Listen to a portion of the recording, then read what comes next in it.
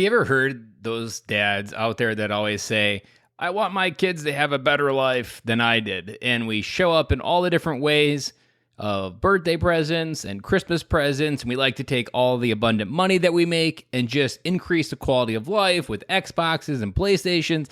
You name it, we try to fill that void. And we justify it all through the name of, I want my kids to have a better life than I did. I think I just described almost every dad in America, including this one speaking into the microphone, because it is almost this default version of fatherhood advice and really parenting in general. We always say, well, I just want my kids to have a better life than I did. And every generation since has just wanted to have a better life than I did.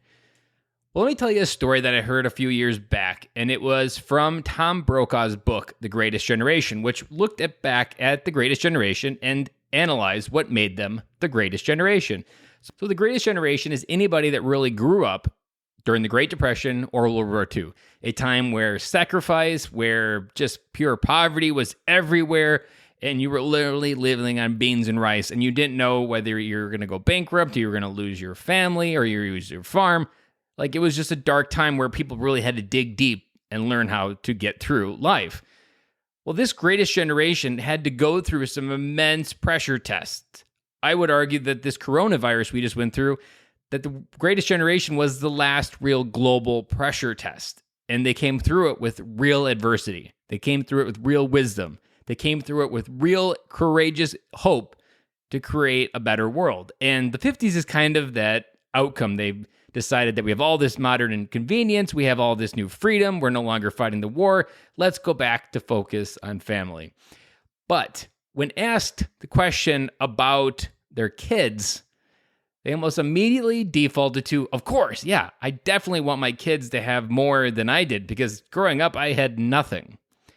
And within that sentence, and when they said that, they essentially removed the one thing that made them the greatest generation. They were the greats because of what they didn't have. They learned to live on nothing. They learned to have fun with nothing. And they learned what they were really made of. And the very first opportunity they had, they wanted to start removing that adversity, those tests that they went through of what it was like to grow up. And then it extrapolated and repeated generation to generation. And every generation since the greatest generation has wanted, well, I definitely want a life better than I grew up. And so I want to give my kids that life as well. But if we think about what made us unique, when we think about our own lessons as a father, we're often discrediting that we wouldn't be who we are without our own trials, without our own pressure, and all the things that we're looking to remove from our kids' lives are often the things that made us who we are. If we are just pure grit and we just tackle adversity with all our might, there's a good chance with that mindset, a better life than I had, you're going to remove several of the things that made you who you are. And you're going to look at your life and be like, I want my kids to have that, but I don't really honor why I have what I have. So it is a double-edged sword. Yes, we want our kids to have a great Christmas, a great birthday. We want our kids to have some experience of being a kid and not have to worry about real-world problems.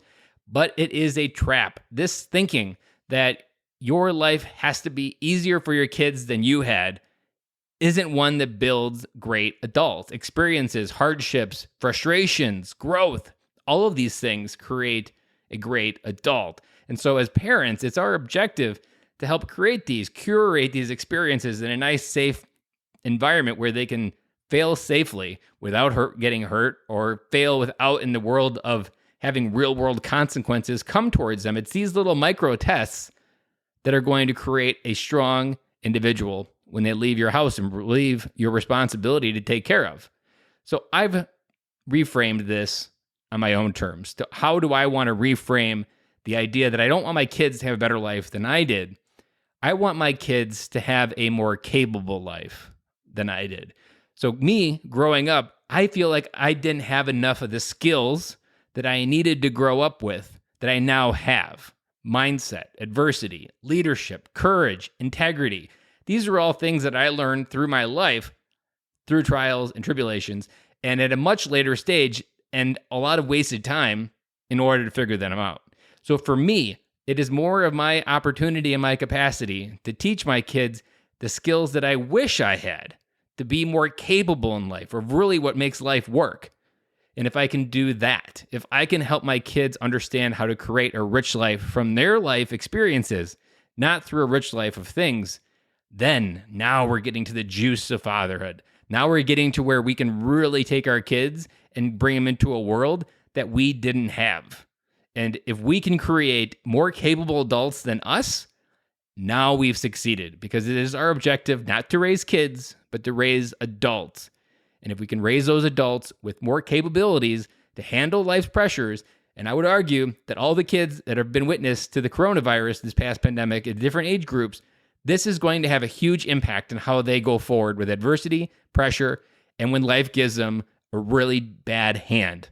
This is how they're going to go back to. This is a moment, this is going to be a year that they're going to reflect on. So it's our objective to build from this pressure test of the pandemic, and again, help our kids be more capable in life, not necessarily have a better life. Because if you create them to be more capable in life, the other one almost automatically falls in line, and you don't even have to worry about it. With all of that said, I hope this perspective gives you a new outlook on how to be a dad. I hope it gives you new foundation to stand on and gives you a new vision, as we talked about yesterday, about having a 2020 vision on where your role and where you really need to be in the role of being a good dad.